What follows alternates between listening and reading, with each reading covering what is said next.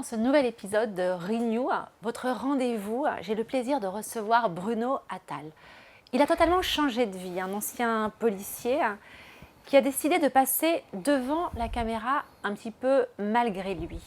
Une métamorphose, et pour cela, il a décidé de se livrer à un exercice un peu particulier, mais pour nous en parler, il a accepté de répondre à mes questions. Il est avec nous sur ce fauteuil, sur ce canapé. Je le reçois à la maison.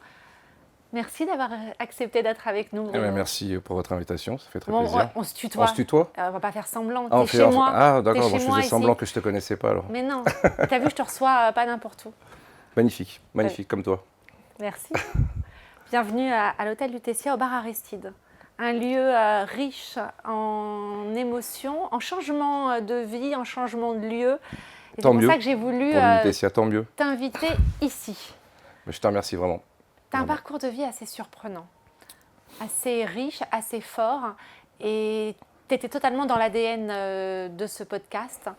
C'est pour ça que tu avais du sens à être installé sur ce fauteuil. Oui, quand tu m'as parlé de ce que tu faisais, oui, c'est vrai que j'ai une vie totalement atypique de tous mes parcours, que ce soit avant la police, pendant la police et après la police. Donc oui, puis je sais que tu as lu mon bouquin, donc tu peux savoir à peu près ce que j'ai vécu dans la police, où ça a été un combat de tous les jours pour travailler pour l'intérêt général et non pas pour l'intérêt d'un ministre ou d'un officier. Et donc voilà, c'était un combat de tous les jours et aujourd'hui je ne suis plus policier mais j'espère le redevenir. C'est tout le temps pareil, c'est-à-dire qu'il faut se battre contre des pots de fer et moi je suis le petit pot de terre, mais des fois je suis un peu le caillou dans la chaussure de certains puissants de ce monde.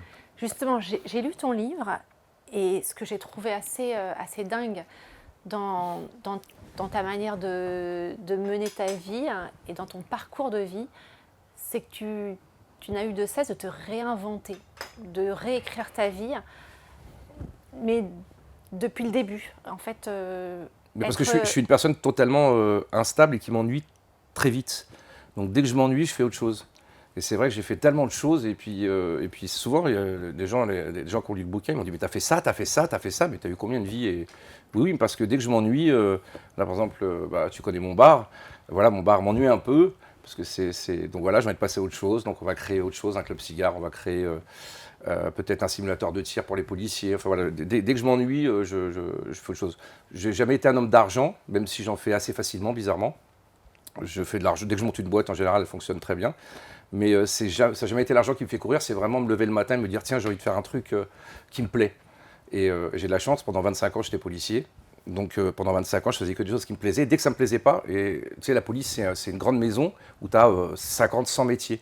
Donc dès que tu t'ennuies dans un métier, tu es la brigade des stupes, tu en as marre de te lever à 4h du matin pour interpeller un mec à 6h, de faire des filatures, voilà, de faire des écoutes. Hop, tu repasses à autre chose, tu peux aller au service des plaintes, tu peux aller à la canine, tu peux aller à la fluviale, tu peux aller aux mineurs, tu peux faire 50 000 trucs. C'est pour ça que ce métier vous correspondait bien. Alors on va parler de ton métier, mais avant de parler de tout ton parcours, j'aimerais qu'on revienne à ton ADN, l'origine justement. Tu as commencé, tu le racontes, tu es parti en Israël. Et tu as vécu une sorte de choc. Ça a été un électrochoc même quand tu es arrivé là-bas. Et c'est ce qui a fait peut-être tu es l'homme que tu es devenu aujourd'hui. Est-ce que tu peux revenir à l'origine de ce que tu es devenu, l'homme qui a déclenché, ce qui a donné envie que tu deviennes policier? Quand tu es un jeune juif dans un quartier à Garges-les-Gonesse, que tu subis l'antisémitisme, que tu es homosexuel, mais que tu n'oses pas te l'avouer, que tu as honte, que tu es mal, que tu n'es pas très proche de tes parents, que tu ne sens pas bien, 19 ans, tu dis, allez, on pense que l'herbe est toujours plus verte ailleurs. Et comme on avait vécu gamin en Israël, j'ai dit, allez, moi je file en Israël, et puis là-bas, ça peut être que mieux qu'ici. Et ce que font tous les gamins de 19-20 ans, tu as envie de savoir ce qu'il y a ailleurs, et tu penses surtout que c'est toujours meilleur ailleurs. Donc je pars comme ça à la one again sans un sou en Israël et là je me confronte aux difficultés de la vie, quoi, à bouffer. Donc je me retrouve d'abord dans un kibbutz. Je fais des rencontres, on est jeunes, c'est sympa, vraiment c'est le côté sympa. Et puis après il y a le côté un peu plus difficile Bon, j'ai un caractère assez fort, donc je me retrouve un peu confronté aux Américains là-bas, qui étaient adorés par les Israéliens, et les Français nous détestaient parce qu'on serait pro-palestinien, ce qui n'est pas faux. Non, les Israéliens détestaient les Français. Oui, c'est ce que j'ai dit. Voilà, oui. Ouais, donc voilà, donc je me retrouve un peu, et puis je me castagne un peu, et puis bon, je me fais virer. J'étais innocent, je te le promets. Bon, de toute façon, toute ma vie, j'ai toujours été innocent, je te le promets. J'ai dû faire des conneries, je me suis jamais fait attraper, mais cette fois-ci, j'avais vraiment rien fait. Je me retrouve à la rue avec un sac, je me souviens, et puis là, je commence à devenir SDF. Pendant 3-4 jours, je dors à la gare de Ramleh. Donc bagarre, tout ça, enfin vraiment savoir ce que c'est d'avoir faim, quoi. Donc tu connais personne, tu as 19 ans, on te met à la rue de ce kibbutz, et tu te retrouves vraiment, tu as faim, tu es seul, je me retrouve, et tu dors dehors. Voilà, je dors dehors. Bon, j'arrive tant bien que mal, je dis il faut que j'aille dans une grande ville, donc j'arrive à me faire déposer à Tel Aviv. Et puis je me débrouille un peu, donc très dur. Donc j'appelle ma copine de l'époque, qui était elle la coupable de ce qu'on me reprochait, donc elle me devait quand même un service, et elle me dit bon écoute, j'ai de la famille à Natania, et on va t'héberger à Natania le temps que tu te prennes un vol pour retour pour Paris, quoi. Donc voilà, donc je me retrouve accueilli dans une famille yéménite, adorables, qui m'ont super bien reçu. J'essaie de retrouver d'ailleurs pour les remercier à mon tour maintenant que ça va bien pour moi, mais que j'arrive pas à retrouver parce que Natania a beaucoup changé.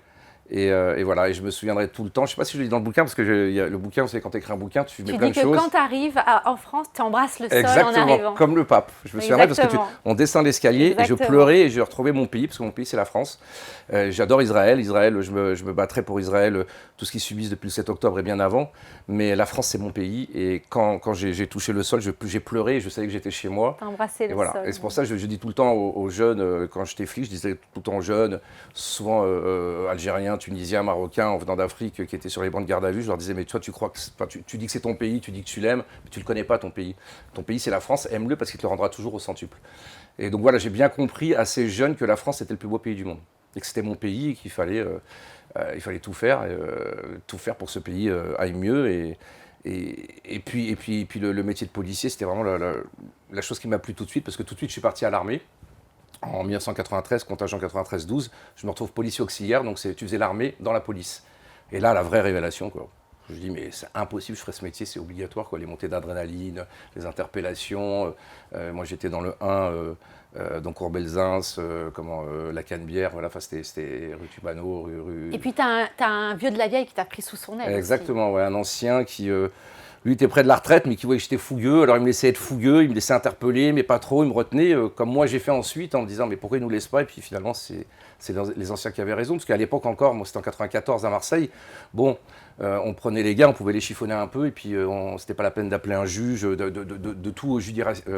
de faire ça de façon judiciaire. On prenait un gars, on le secouait, il présentait ses excuses, papa mettait un coup de pied au cul, tout était réglé. Aujourd'hui, la police d'aujourd'hui, c'est tout de suite comment présenter un juge pour enfants. Enfin, il n'y a rien qui fonctionne dans la machine judiciaire, alors qu'avant, ça fonctionnait très bien. Mais quand même, déjà, à ce moment-là, tu avais déjà la perspective de changer de vie. Tu étais quand même, dans ton métier, précurseur des changements de carrière. Tu t'es bifurqué, la police c'était ancré en toi, la justice était dans ton ADN, mais tu avais besoin de bifurquer, de faire autre chose.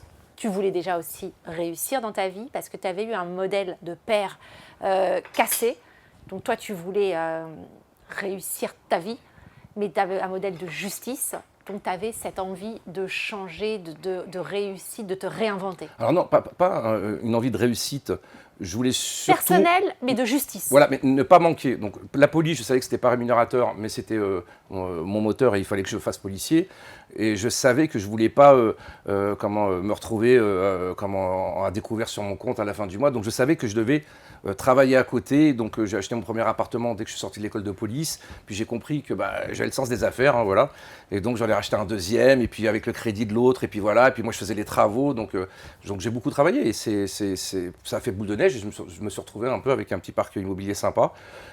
Et c'est là que je me suis senti fort dans la police, parce que tous les policiers qui aimeraient faire comme moi et qui voudraient dire non à leur chef parce qu'on leur demande d'aller contrôler monsieur, madame, tout le monde qui rentre du boulot, qui n'a pas sa ceinture, et d'aller les emmerder parce que c'est facile, et puis parce qu'il faut faire rentrer du pognon dans les caisses de l'État, c'est dur de dire non. et moi, moi, j'avais pas peur d'être révoqué, j'avais pas peur d'être emmerdé parce que je gagnais bien ma vie. La police, c'était pas quelque chose de financier pour moi, c'était vraiment pour le plaisir, quoi. J'adorais ça. Donc voilà, donc d'avoir la chance d'être financièrement confortable faisait que je me disais non, moi je travaille pour l'intérêt général et à chaque prise de décision que je prenais, c'était pour l'intérêt général et non pas pour les statistiques de mon chef, qui vont ensuite remonter les statistiques comme la DDSP, qui va les remonter ensuite au ministère pour qu'un ministre à la fin de l'année me dise « Oh là là, génial, nos statistiques sont bien ». Non, non, non, moi je travaille pour l'intérêt de la victime, pour mettre les auteurs en prison. Voilà, mais hélas, tous les policiers ne peuvent pas le faire parce qu'ils sont pris dans un étau.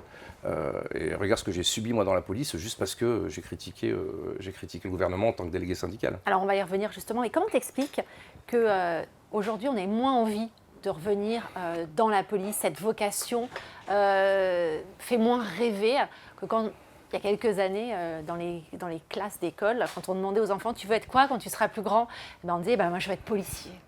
Non, non, ça existe encore, j'espère que ça existe encore, mais c'est vrai qu'aujourd'hui, pour devenir policier, il faut être un peu fou, parce que on peut penser, moi, quand j'étais jeune flic, je me disais, c'est la peur du voyou, me retrouver confronté, j'ai été retrouvé confronté à plusieurs voyous, et comment gérer cette situation, et on pouvait avoir peur du voyou, on pouvait se retrouver devant des gens armés à plusieurs, mais cette peur et cette montée d'adrénaline, c'est le métier d'un policier, mais aujourd'hui, les policiers n'ont pas du tout peur du voyou, il a peur de la conséquence si il devait faire une erreur ou si on lui imputerait une erreur qu'il n'a pas commise. Donc on a bâillonné les policiers, on les a attachés, ils ne peuvent plus rien faire. Aujourd'hui, on a ouvert une boîte de Pandore à l'IGPN, tout le monde va déposer plainte à l'IGPN. Dès qu'on a un problème avec un policier, on dépose plainte. On a le droit de filmer les policiers, mais les policiers n'ont pas le droit de vous filmer. Alors ils vous filment avec un boîtier qu'ils doivent remettre à leur administration qui veut, eux, vous regarder si... Voilà, donc en gros, vous êtes un policier, c'est une personne qu'on regarde toute la journée, qui n'a pas le droit à l'erreur, attention. Quand vous êtes un homme politique, vous avez le droit de faire toutes les erreurs. Mais un policier, s'il fait une erreur, c'est la prison, lui. Alors, il y a eu justement un parcours intéressant dans ta vie, c'est que tu es devenu un flic médiatisé. À quel moment il y a eu cette bascule où tu es devenu le policier, un des policiers les plus médiatiques? Qu'est-ce qui s'est passé dans cette vie pour que tu aies pris ce virage? Alors, si je devais refaire l'histoire, je ne prendrais pas ce virage, je garderais ma vie d'avant qui était où j'étais policier, où j'étais très bien. Bon, maintenant, voilà, il faut affronter les autres problèmes aujourd'hui. Mais oui, j'ai fait, c'était l'affaire Zecler, où moi, des flics racistes, j'en ai croisé dans ma vie, et j'ai essayé, souvent des jeunes qui disaient « Ah, mais on arrête toujours les mêmes qui foutent le bordel ». Je dis « Mais au nom de quoi tu as le droit d'être raciste ?» Le racisme, c'est d'une violence telle que, tu vois là, par exemple, ton collègue Karim, alors du coup, tu es raciste avec Karim. Non, mais Karim, c'est pas pareil. Non, mais justement. Donc, tu n'as pas le droit d'être raciste.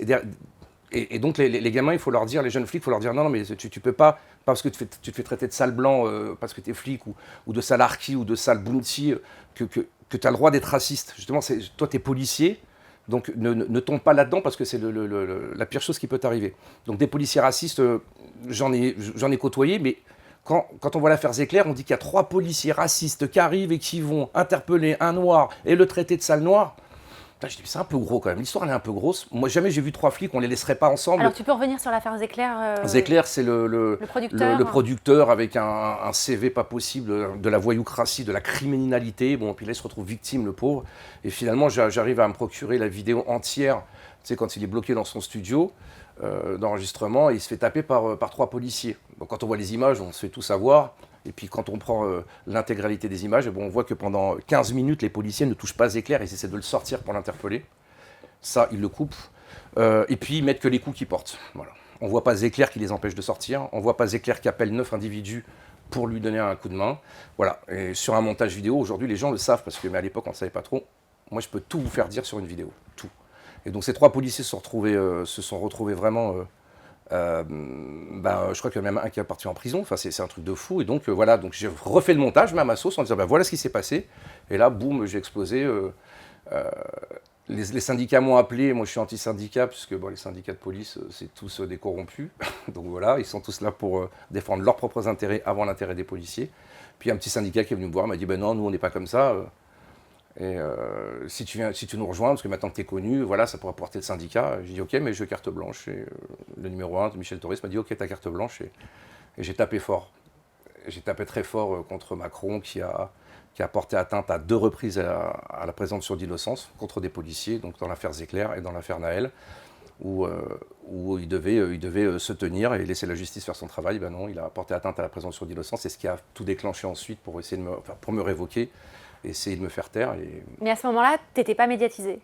Ah non, cette mais affaire qui a... Ouais, je me suis retrouvé à TPMP, je me suis retrouvé sur Quotidien, je me suis retrouvé même dans les journaux des 20h. Donc moi, je voulais juste défendre les policiers, puis point. Et puis après, ben, on me proposait d'être syndicaliste et de parler au nom des vrais policiers, les policiers de terrain. Parce que moi, encore une fois, les syndicalistes, vous voyez, quand vous voyez un policier à la télé, d'abord demandez-lui son grade. Il sera toujours major, il a toujours le grade le plus haut. Bah oui, parce qu'il se sert avant tout le monde. Moi, je m'étais engagé, par exemple, à jamais prendre de grade quand j'étais délégué syndical. Pourtant, j'aurais pu, mais j'ai dit non. Moi, je ne fais pas syndicaliste pour passer devant les autres. Donc, demandez à n'importe qui, je demande aux journalistes, là, quand vous recevez un policier, tiens, quel est votre grade? Ils sont tous majors. Ils ont tous le grade le plus haut. Et ensuite, demandez-leur leur parcours de carrière. Bah, ils ont pendant 15-20 ans, ils étaient au syndicat. Ils ont jamais attrapé un voyou. Donc c'était, voilà, je voulais pas faire partie de ces gens-là. Aujourd'hui, je regrette, hein, j'aurais mieux fait de rentrer dans ces syndicats et puis tout faire imploser de l'intérieur. Mais bon, c'était une stratégie que j'ai pas prise. Donc voilà, je me retrouve sur le devant de la scène et puis je fais la chaîne touche pas à mon flic. Je tape sur Dupond-Moretti sur l'affaire Théo, qui était c'est quand même fou, quoi. L'avocat de Théo devient ministre. L'avocat de Théo, Dupond-Moretti, vous dit, vient sur Canal+ et vous dit, et viole le secret de l'instruction.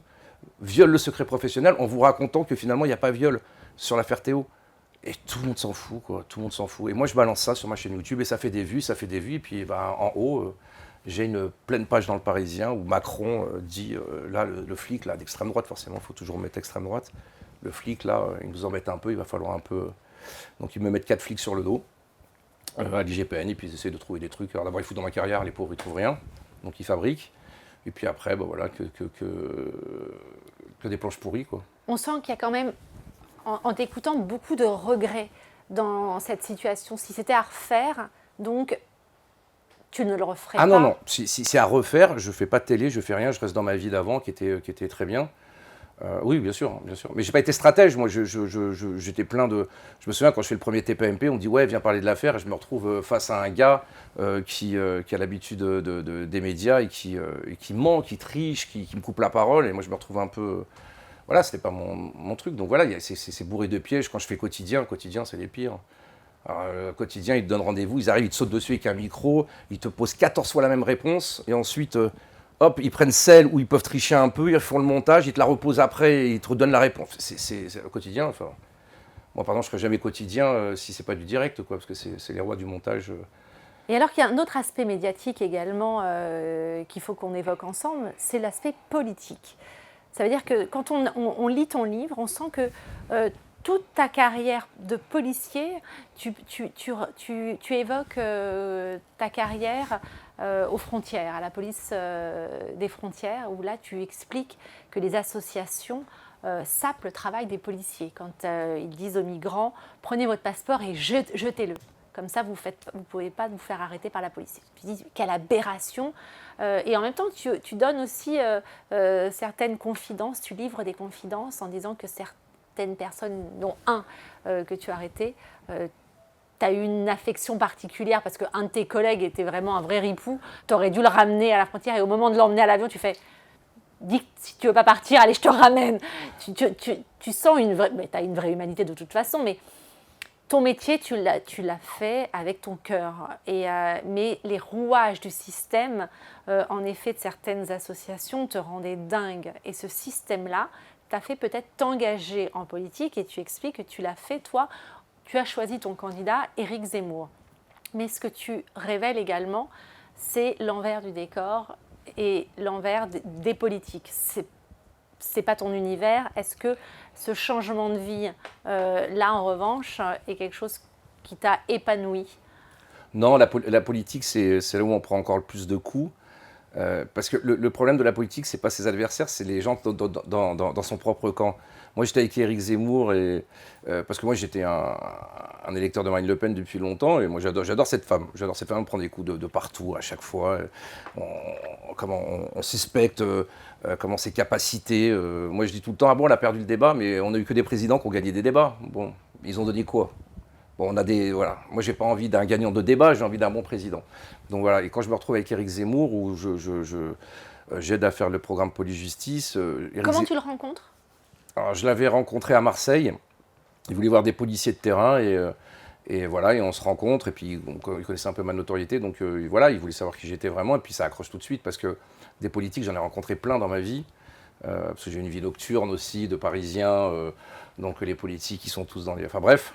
Voilà, on a des dossiers qu'on sortira tôt ou tard. Et voilà, et Éric Zemmour, c'est le seul politique, parce que je pense qu'il n'a pas encore l'habit de politique, c'est le seul qui est d'une humanité et d'un respect avec son interlocuteur qui est juste extraordinaire.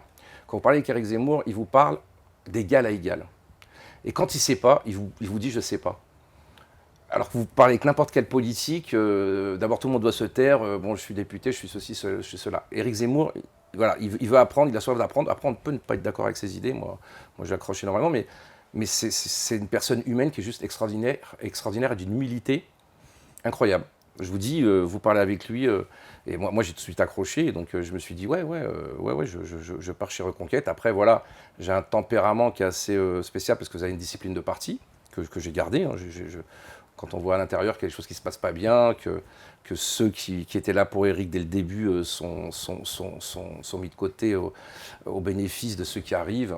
Alors, bien sûr, il y avait des têtes de gondole, il y avait Marion, il y avait Nicolas Bay, il y avait Pelletier, voilà, donc il fallait leur donner une place, mais c'était pas pourquoi au détriment des autres. Donc nous, on commençait à se faire dégager tous les autres, quoi. Donc on voyait ça d'un mauvais œil, parce qu'en plus, voilà, quoi, qui a trahi une fois, trahira deux fois. Alors, est-ce que finalement... Hélas, voilà, ça nous a donné raison. Mais ils ont appris. Reconquête, c'est un jeune parti. Et quand on voit l'émergence de Sarah Knafo, voilà, moi, je vois plein d'avenir pour Reconquête parce qu'ils sont sincères. Ils sont d'une sincérité terrible, peut-être même qu'ils leur jouent des tours. Oui, mais que tu as quand même quitté avec mais c'est ce qu'il certains faut faire. Remords. Mais alors, est-ce que Non, j'ai eu de remords. Non. Pas un remords, descente aux enfers avec les politiques ou pas? Non, pas du tout. C'est que je pense... Vous connaissez un homme politique? Des amours, hein? Non plus. Non, c'est que quand vous n'êtes pas d'accord avec des idées, quand la stratégie du parti, vous n'êtes pas d'accord, quand le fond, il y a certaines choses avec qui on peut parler avec Éric, c'est ça qui est génial. Donc on parle, on dit je ne suis pas d'accord là-dessus, moi voilà. Et au bout d'un moment, quand vous voyez que vous avez trop de désaccords avec le parti, si vous êtes une personne bien, une personne sensée, une personne respectable, une personne qui aimait les gens avec qui vous travaillez, vous partez parce que vous dites je ne suis plus en adéquation, mais moi je n'ai pas le monopole de la vérité. Non, mais tu racontes dans le livre, je t'ai lu. Donc tu expliques que tu vas les rejoindre et que tu es avec eux, ils te donnent tant bien que mal. Mais ça, c'est pas grave, parce que c'est quand l'histoire d'ego. C'est l'histoire d'ego, c'est pas grave. Ils te disent, OK, allez, viens parler. Et au moment où tu dois parler, t'entends dans le micro, allez, on appelle Éric Zemmour, et tout le monde se barre. Ensuite, ils te disent, bon, allez, viens faire un truc. Mais c'est ça la politique, c'est pour ça que je dis dans notre propre alors que camp. toi, tu es allé avec le cœur. Oui, mais comme plein d'autres, et qui ont été révoqués, qui ont été... Enfin, moi, j'en connais plein, des gens qui ont été foutus à la porte de leur boulot parce qu'ils étaient avec Éric Zemmour. Et voilà, donc on a subi. Mais ça, c'est pas grave, parce que ça, vous devez prendre sur vous. C'est-à-dire que les maladresses dans un parti, qui avait, quand je raconte dans le bouquin, je leur en veux pas. Sur le moment, si, parce que quand on vous fait faire des kilomètres pour faire une conférence et que par maladresse, vous vous retrouvez sans public. Voilà, enfin... Donc tu dis que c'est un problème d'ego chez toi? Oui, parce que finalement, pourquoi j'aurais plus de visibilité qu'un autre? C'est une histoire d'ego, donc on doit ravaler sa fierté et puis de dire voilà, bon, ils estiment que les têtes de gondole doivent passer devant, il n'y a pas de problème, il faut qu'elles passent devant. De toute façon, le but c'est d'être élu et le but c'est... Donc voilà, donc la stratégie n'était pas bonne parce qu'encore une fois, j'étais pas d'accord. Quand on n'est pas d'accord, on s'en va. On s'en va avec courtoisie en disant merci à Éric, c'était un homme formidable. Il y a plein de choses Et aujourd'hui, avec le recul, quand je parle avec Sarah, parce que j'ai gardé de très bons contacts maintenant avec eux, ils disent oui, on a fait des erreurs parce qu'on a un jeune parti, on a fait des erreurs, on a oublié ceux qui étaient là les premiers, les amis d'Éric Zemmour, et on a fait venir des gens qui ont tout fait pour vous pousser. Et nous, on n'a pas vu leur stratagème. Je dis mais c'est la politique, et voilà, ils ont appris. Mais alors, moi, ce que j'ai regardé justement dans ton livre, ce que j'ai retenu, c'est tous ces rebonds, la police, la politique, le côté médiatique, mais repolice, l'homme de la nuit, l'homme de famille, l'homme qui cherche les rapports humains. Moi, ce que j'aimerais, c'est que tu regardes la caméra, que tu t'adresses aux gens qui nous écoutent, qui nous regardent, et que tu leur dises comment faire pour se réinventer, se reconstruire, se relever, et surtout garder ces valeurs, cet engagement citoyen et se battre et se reconstruire comme toi tu l'as fait. Non, mais Face caméra. D'abord, moi, quand je l'ai fait, c'est parce que je n'avais pas le choix. Je me suis retrouvé, j'étais délégué syndical, je suis le premier délégué syndical de France à avoir été révoqué pour avoir critiqué le gouvernement. Donc il y a une atteinte au droit syndical qui est juste énorme. Donc là, je suis en procès avec l'administration pour réintégrer la police, de dire oui, j'ai critiqué M. Dupond-Moretti, oui, j'ai critiqué M. Macron, et c'était dans mon droit et mon devoir de délégué syndical de le faire. Donc on m'a révoqué pour ça. Et donc forcément, j'arrive dans un guet-apens, parce que la police, c'est un panier de crabes. Hein. J'arrive à la commission de discipline, on me fait des reproches et on me convoque pour un blâme. Ce qui est sur la chaîne des sanctions, la numéro 2 sur 12. Donc j'arrive pour un blâme, que j'aurais contesté d'ailleurs. Bon, et puis donc je donne mes arguments, les gens ne sont pas très respectueux, bref. Je me lève, on me dit, on vous révoque. Je dis, comment vous avez pu statuer pour un blâme? Alors, vous avez fait une enquête sur moi, 4 policiers pendant 1 an et demi. Vous n'avez rien trouvé, vous avez même donné mon dossier à des journalistes, enfin, vous avez tout fait. Et maintenant, vous me révoquez. Donc, c'est sûr que donc 2 mois après, 3 mois après, je reçois ma révocation. Et quand je signe ma révocation, je sais que je passe, je ne suis plus policier. J'ai signé, ça y est, je ne suis plus policier. Et quand tu dis qu'on se réinvente, bizarrement, le jour où je signe, je pensais pleurer. Et là, je me retrouve avec un soulagement, parce que pendant 25 ans, quand vous êtes policier, vous êtes un sous-citoyen. Alors, quand je me suis présenté aux élections, les journalistes me disaient « Vous trouvez normal qu'un policier se présente aux élections ?» Je suis un sous-citoyen. Le dépeceur de Montauban, il a coupé un mec en morceaux, il s'est présenté aux élections, il n'y a pas un journaliste qui est parti lui dire « Ah, pourquoi tu présentes toutes les racailles là, qui sont à LFI ?» Je ne pose pas la question. Mais un policier, pourquoi un policier? Et puis moi, je suis un petit gardien de la paix, ça les embête. Commissaire, ça va. Mais un petit gardien de la paix, il se présente aux élections, il vient du peuple, là, c'est pas bon, là. Donc voilà, donc ça, ils n'aiment pas. Et donc voilà, donc ce 6 juillet 2023, je signe ma révocation, et là, je me dis, mais je suis libre, quoi. J'ai le droit de m'engueuler avec un locataire, j'ai le droit de m'engueuler avec, sans qu'on écrive et que je me retrouve à l'IGPN, voilà. Et donc voilà, les policiers, c'est des sous-citoyens. Et je me suis retrouvé citoyen lambda. Et donc j'ai dit waouh, et donc je me suis senti pousser des ailes, et là j'ai commencé à faire plein de choses. Mais pousser des ailes, et tu as une force de vie, on le sent en toi, pour te réinventer, te reconstruire, te remettre debout avec tout ce que tu as traversé. C'est quoi ce secret? C'est quoi? Tu vas puiser ça où? Moi je pense que ça vient de l'enfance. Moi j'ai une résilience, en gros, souvent je dis ça, mais c'est pas très humble, mais je dis je suis l'homme le plus fort du monde.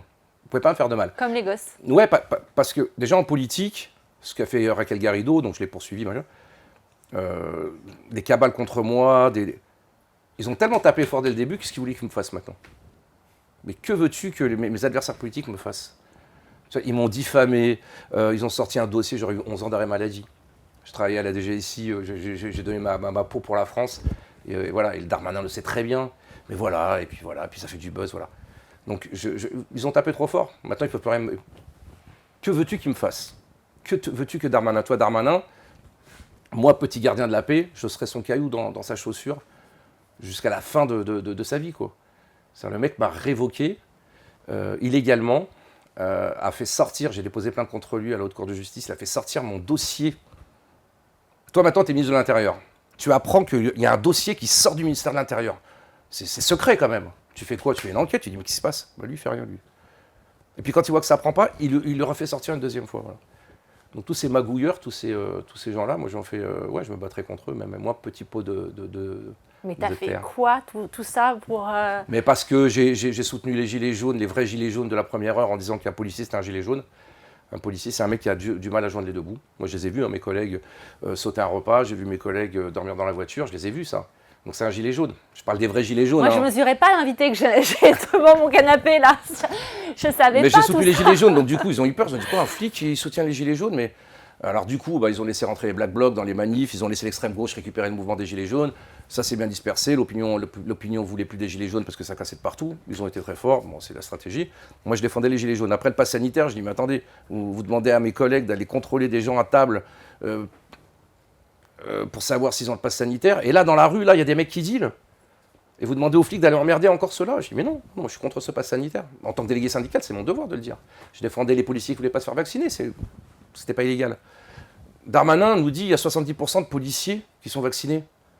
Ah bon? Le secret médical, ça n'existe plus? Comment il a eu accès à ces informations? Voilà, donc quand vous êtes délégué syndical, c'est votre boulot de pointer ce que fait le gouvernement sur les policiers. Et donc ça, le pass sanitaire, gilet jaune, ça, alors voilà, les justement. antiflics d'or, Alors voilà, ça leur a justement, fait on mal. va y venir. Tu sais que dans l'émission, je demande dans mon podcast d'amener un objet, quelque chose qui évoque un moment fort dans sa vie, un souvenir, un symbole. Tu nous as amené quoi? Un Oscar? Quelque chose, c'est quoi? Moi, j'ai mes photos, tu vois, qui sont tout le temps là, de mon chat, de mes chiens. Toi, Donc c'est quoi? ça c'est le début des problèmes. C'est-à-dire, j'organise une cérémonie des antiflics d'or sur ma chaîne YouTube et ça fait un carton de fou. T'as combien de personnes qui te suivent, toi, sur YouTube? Non, sur YouTube, il y a 62 000, mais je vais relancer la chaîne parce que j'ai pas trop le temps, parce que voilà, mais là, on va relancer l'affaire parce qu'on a des policiers, surtout dans le suicide dans la police, là, on relance des affaires étouffées, encore une fois, par le ministère de l'Intérieur. Par exemple, 100% des policiers qui se sont suicidés, 100%, c'est parce qu'ils avaient des problèmes personnels. C'est jamais de la faute de l'administration, 100%. Voilà, c'est quand même 1200 policiers suicidés, donc voilà, donc là, on travaille, donc on va relancer la chaîne. Mais donc ça avait fait un carton, ouais. D'accord. Et donc tu avais fait une cérémonie et tu as obtenu? Non, c'est moi qui distribuais. Donc il y avait 6 antiflics d'or. Donc Dupond-Moretti en a gagné un. Assa Traoré en a gagné un. Kassovitz en a gagné un. Donc en gros, c'est les antiflics, quoi. D'accord. Et j'ai eu une grande page dans le Parisien. Cérémonie officielle des antiflics d'or. D'accord. Donc ça, tu nous amènes ce symbole. Et donc et c'est là où j'ai eu un article dans le Parisien disant que j'agaçais Macron. Donc j'ai compris que là, je tapais fort, quoi. Moi, le petit flic, là, il agace Macron qui est tout là-haut. Donc là, la déferlante est arrivée, les convocations IGPN. J'étais convoqué une fois par semaine à l'IGPN parce que il y a un mec qui mettait un truc sur Facebook. On disait que c'était moi. Alors c'était un gros barbu. Alors, enfin, je lui dis mais l'IGPN, l'IGPN. Sans faux semblant, ta carrière dans les médias, si c'était à refaire. Ah non. Sans tricher. Ah non, mais moi je. Quels sont les avantages et les inconvénients? Il n'y a aucun avantage. Aucun avantage. Si vous faites des selfies avec des gens dans la rue parce qu'ils vous reconnaissent et ils vous disent que c'est bien ce que vous faites, bon, mais au bout d'un moment c'est un peu même ennuyeux. Et les inconvénients? Il n'y a que ça, il n'y a que des inconvénients. En tout cas, là où je suis, ah non, après une certaine fierté d'avoir embêté Macron, il y a une certaine fierté à avoir sorti l'affaire Théo sur Dupond-Moretti, il y a une certaine fierté à avoir sorti l'affaire Aurélia qui s'est suicidée avec une balle dans la tête, une policière, et que l'affaire a été enterrée. Et là, mon association paye pour des avocats pour faire sortir l'affaire. Ouais, non. Après, dans l'affaire Zecler, de savoir que les policiers, le narratif s'est rééquilibré. Oui, c'est une fierté parce qu'il y a des policiers qui ont souffert terriblement et de dire la vérité sur certaines affaires. Oui, bien sûr. Non, mais il y a une fierté. Maintenant. La fierté que ta parole soit entendue, que tu sois une voix qui compte? Oui, je fais peur. Je fais peur parce qu'en plus, quand tu as été flic dans les services où j'ai été, voilà, quand Garrido m'a diffamé, forcément, j'ai sorti les vieux dossiers sur Garrido. Alors c'est vrai que c'est pas très fair-play de ma part, mais voilà, moi, je sais, œil pour œil, dent pour dent, les coups qu'on m'a donnés, je les rendrai. Moi, j'ai rien demandé à personne. Moi, je voulais juste dire des vérités d'un petit flic sur le terrain qui voulait dire exactement comment ça se passait.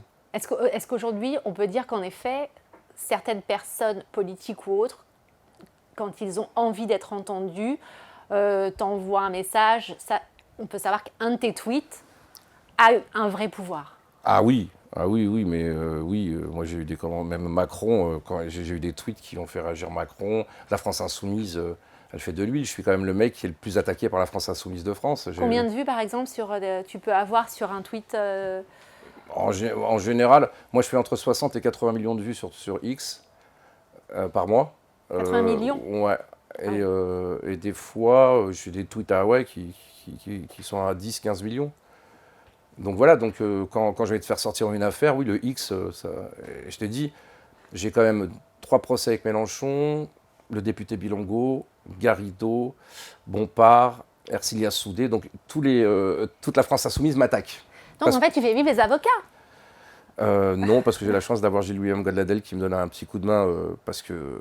oui, tu l'as dit dans le livre. Vu ses compétences et vu ce qu'il me facture, oui, c'est parce que voilà, j'ai traité d'antisémite la France Insoumise, le pays de la liberté d'expression. Juste, moi, je dis aux gens, si ce qu'a dit Mélenchon sur les Juifs, c'était Jean-Marie Le Pen qui l'avait dit, est-ce que vous pensez que Jean-Luc Mélenchon aurait été poursuivi? Donc, cette justice à deux poids, deux mesures. Donc, de dire que la France insoumise est antisémite, j'ai pris 500 € d'amende. Donc, j'ai fait appel. Mais c'est fou. Ercilia Soudé, qui vous parle, la députée France insoumise, qui vous parle de déportation quand elle prend un tueur de juifs, qui a une personne, Sarah Loumi en l'occurrence, qui a essayé de tuer un juif. Il accueille avec le tapis rouge. Elle parle de déportation.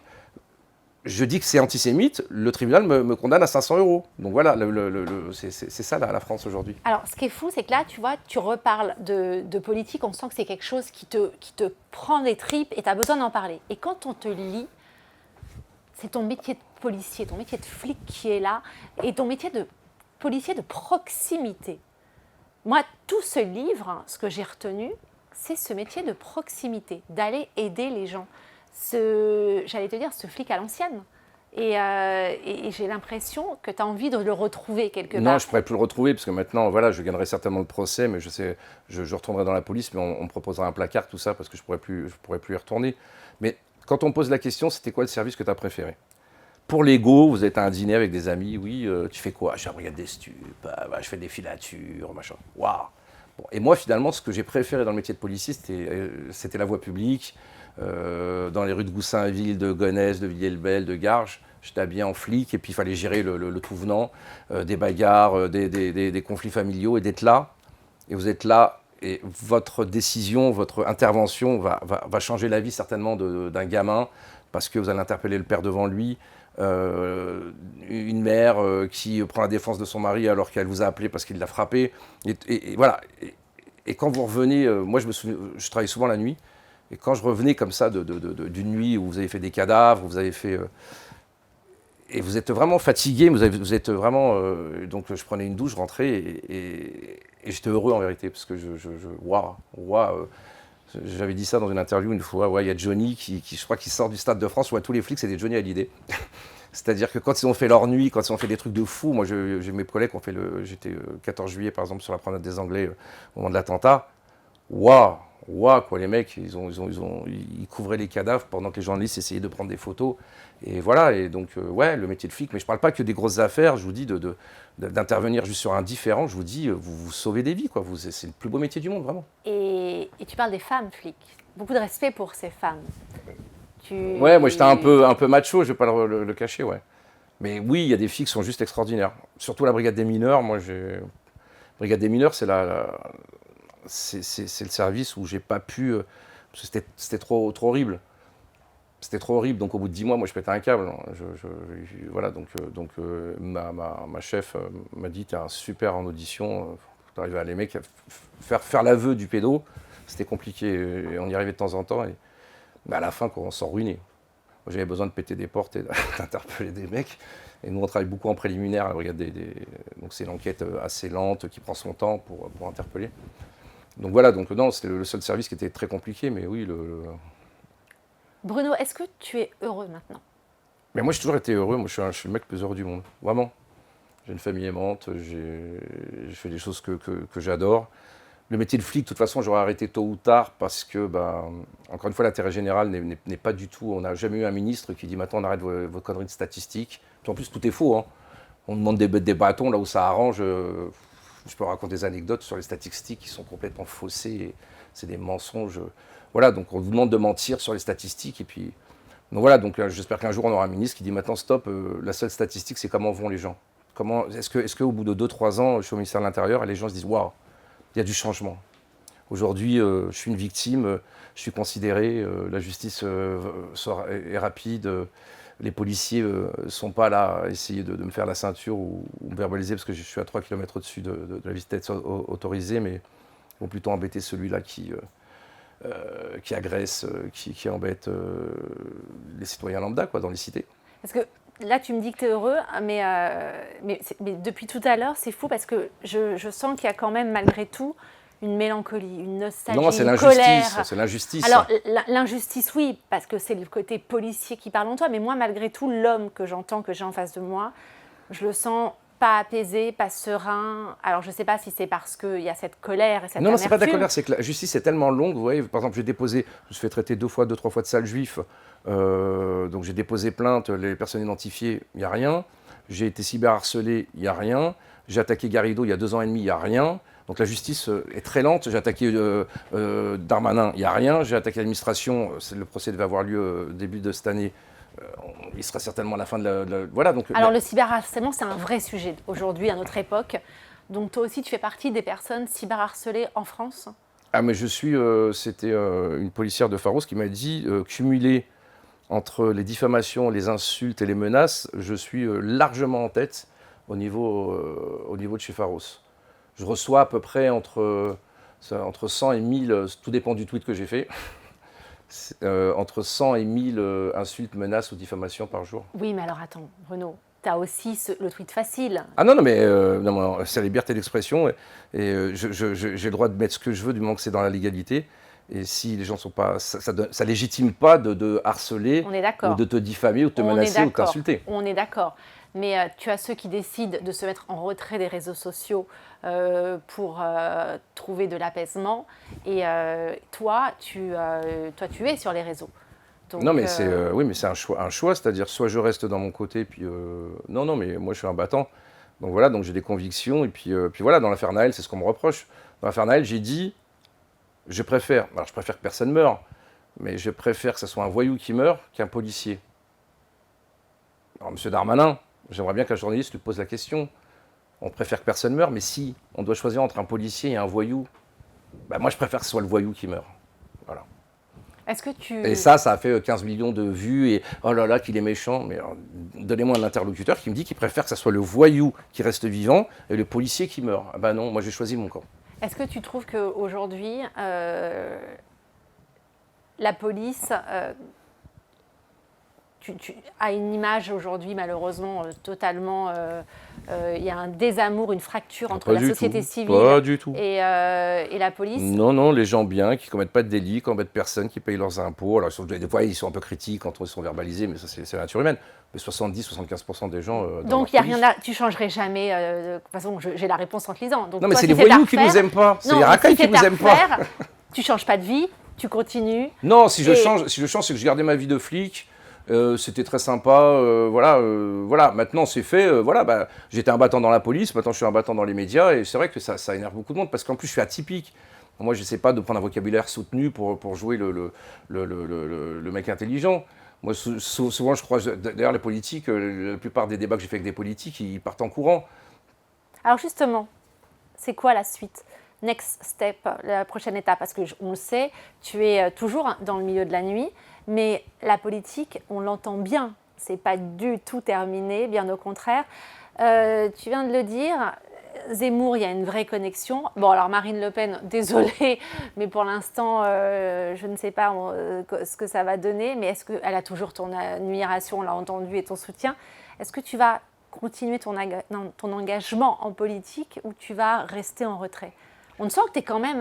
Non, mais politiquement, je pense que je suis plus utile là en influenceur, lanceur d'alerte. En lanceur d'alerte, voilà, en député. Je pense que si j'avais été un peu plus fin, j'aurais été député. Mais voilà, je me suis retrouvé dans une masse où il y a une discipline de parti, où on ne peut pas vraiment dire ce qu'on veut.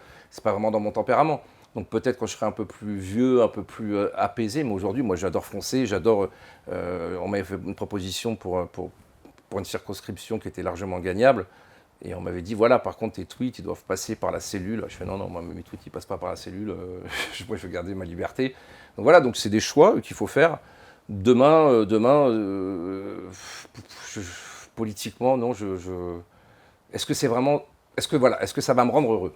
Est-ce que je vais être heureux de me taper 4 heures dans une commission pour savoir si le poids des crevettes doit monter enfin, c'est des choses qui... Moi, je vis à 100 à l'heure, quoi. Donc, du coup, est-ce que député, c'est quelque chose qui m'irait?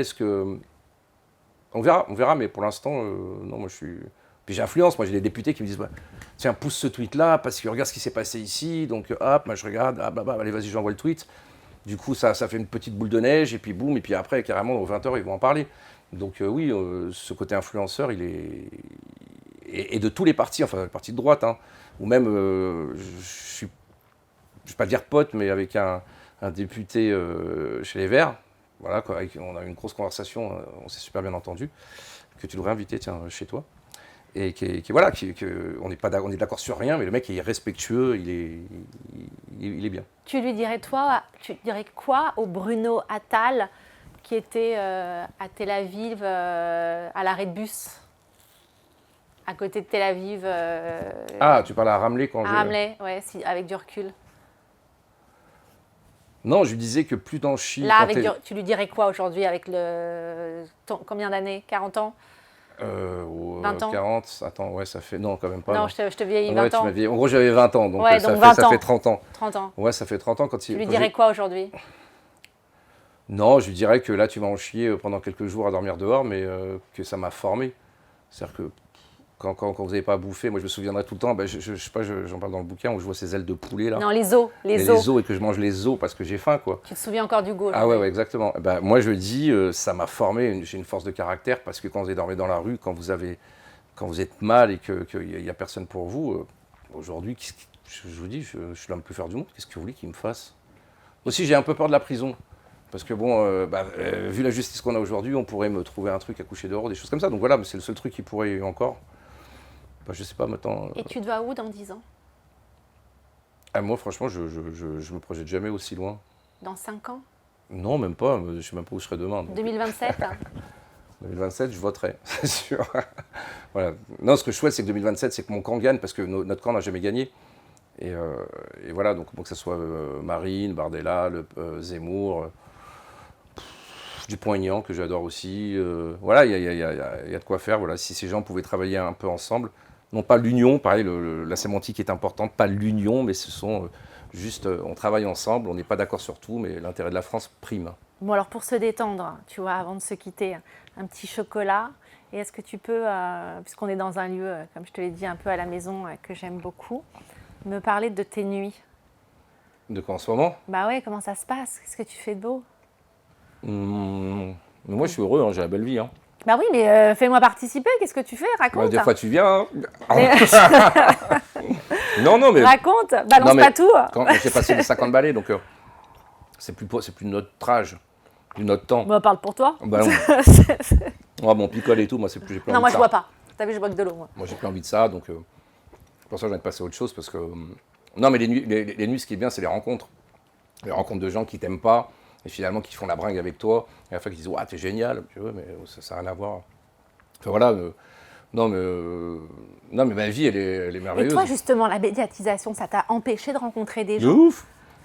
Mais les gays, ils sont tous de gauche à Paris, donc tu vois, donc, du coup, tu remarques qu'il y en a, ils aiment ça. Donc du coup, depuis que tu es médiatisé, tu rencontres moins de personnes. Ouais, enfin, j'avais déjà une... Ça t'a empêché de rencontrer des gens et de médiatiser? Ouais, les insultes et tout ça, machin, mais bon, après, c'est marrant. Non, mais c'est pas grave, parce que de toute façon, j'ai pas trop le temps en ce moment, donc je fais tellement de trucs. Ta vie sentimentale est plus compliquée depuis que t'es connue? Non, moi, j'adore ma vie, lolo. J'ai des conquêtes, ça, moi, je suis content. Non, j'aime bien ma vie, moi, je veux pas... Non, moi, je suis heureux dans tout, je suis heureux dans ma vie sentimentale, je suis heureux dans ma vie professionnelle. Tu vois, voilà, jusqu'à maintenant, moi, le podcast n'avait pas tourné dans ce sens-là, on va parler un petit peu côté cœur. Allez, vas-y, raconte-nous. De quoi? Non, moi, j'ai eu mes histoires d'amour, elles sont très bien passées, après, voilà, moi, je crois pas vraiment à un amour éternel. Voilà, moi, j'y crois pas trop, donc je trouve que c'est des moments de vie. Moi, je suis un passionné, un passionnel, donc voilà. Donc moi, je suis très fort quand je suis amoureux. Et puis, je pense que quand il n'y a plus la passion, quand il n'y a plus ça, donc ça dure quelques années, puis après... Mais la médiatisation, est-ce que justement, ça a été quelque chose qui, au contraire, t'a permis de rencontrer des gens, ou ça a été difficile pour toi, le fait d'être connu? Non, beaucoup moins. Beaucoup moins, ouais. Beaucoup moins, parce qu'il y a ceux qui te détestent. Comme je dis, à Paris, je sais pas, Marine Le Pen, je crois qu'elle fait 8%. Enfin, donc tu imagines, tu as 92% des gens qui me traiteraient d'extrême droite. Après, quand ils me rencontrent, ils me disent non, ça n'a rien à voir. Je dis oui, ça n'a rien à voir. Je leur dis, Obama, il est d'extrême droite. Voilà, moi, je voudrais juste la politique d'Obama en France, au niveau sécurité et au niveau immigration. Donc je suis d'extrême droite? Bah non, je ne suis pas d'extrême droite. Je demande juste la politique d'Obama. Donc quand je leur dis ça, donc ils sont un peu. Voilà. Mais oui, bien sûr, beaucoup moins de rencontres. Mais bon, après, ça va, hein, je me porte bien. Hein. Bon, alors donc, rendez-vous la nuit, chanter, danser avec toi? Non, tu vois, il n'y a que les week-ends où je suis obligé d'être là. Mais sinon, voilà, je t'ai dit, on est sur un projet de lancer un magazine dans pas longtemps, et la chaîne YouTube qu'on relance, j'ai d'autres activités professionnelles aussi, donc voilà, non, moi je travaille 16 heures par jour, 7 jours sur 7, bah, tu me vois tout le temps, je bosse tout le temps. Je bosse tout le temps. Donc, j'allais dire, je te vois tout le temps, je te vois pas tout le temps non plus, j'adore. Non, mais je bosse tout le temps, ça, quand tu m'appelles, je suis sur un truc. J'allais dire, je te suis beaucoup sur les réseaux sociaux. Voilà, les réseaux, en gros, c'est les réseaux, je prends un peu l'actu, je regarde un peu, je vois un peu où je peux, voilà, où je peux un peu soutenir un tel ou un tel, envoyer dans la direction, voilà, puis voilà, ça fait son chemin, c'est repris par les médias, c'est bien. Tu sais, quand Hanouna faisait TPMP, il a tout compris que c'était sur X, anciennement Twitter, où tout se passait. Et donc c'est là où tu vois ce qui intéresse les gens, ce qui est injuste, qu'il faut féliciter, voilà. Donc X, c'est violent, d'une violence inouïe, mais c'est là où ça se passe. Donc moi, je suis là où ça se passe, et je veux lever le pied sur X là, parce que la chaîne YouTube, c'est important, de refaire du débunkage, aider les policiers, tout ça. Je pense qu'il y a pas mal à faire là. Et en tout cas, merci d'être venu, d'avoir répondu présent, et on va te suivre sur les réseaux sociaux parce que j'ai bien compris que c'était avec toi qu'il fallait compter désormais. Et on va te suivre et tu vas nous aussi me donner un petit coup de pouce. Oui, je vois tes prestations sur I24. Merci. Voilà, tu es très forte, bravo. Je sais, tu me retweets, tu me re-X, c'est ça, tu vois. En tout cas, si vous aussi, vous avez envie d'une métamorphose, de poursuivre votre carrière, de la changer, d'évoluer et de peut-être vous engager politiquement, de vous engager aussi en tant que citoyen, de faire comme Bruno Attal, eh bien, allez vous suivre, vous engager comme lui. N'hésitez pas, suivez-nous sur notre chaîne et essayez comme lui de ne pas prendre de risques ou alors d'en prendre. En tout cas, faites comme nous. Restez sur une même ligne de conduite avec la même ferveur, la même passion, mais toujours de manière inspirante, avec la même fougue et la même énergie. Et merci encore d'avoir été de plus en plus présent. Et merci en tout cas à toi d'avoir répondu oui à cette invitation. À très bientôt pour un nouvel épisode de Renew. Merci.